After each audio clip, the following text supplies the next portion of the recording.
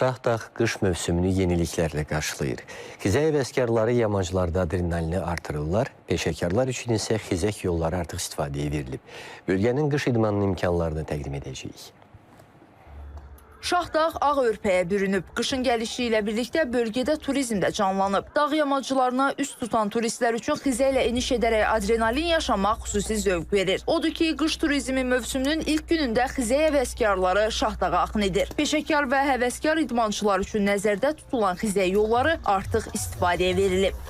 Şahdağın yamaclarında xizək sürənlərin sayı ildən ilə artmaqdadır. Odur ki, xizək yollarının da sayı artırılır. 2026-cı ildə isə xizək sürmək üzrə burada bir sıra beynəlxalq yarışların keçirilməsi nəzərdə tutulub.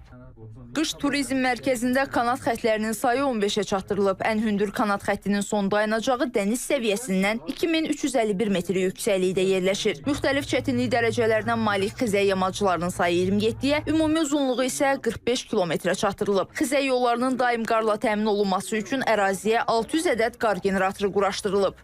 Yeni mövsümdə bizdə 10 kilometr yeni xizək yamacları fəaliyyətə başlayacaq.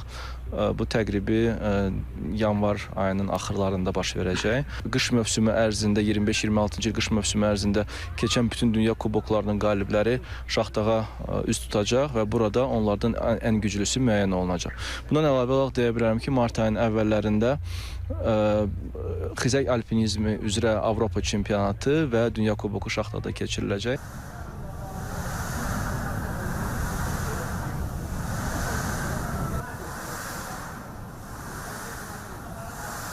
Gördüyünüz bu qurğu Azərbaycanda yeganədir. Belə ki, Qusara gələn hər bir turist ilin bütün fəsillərində xizək sürməyi öyrənə biləcək.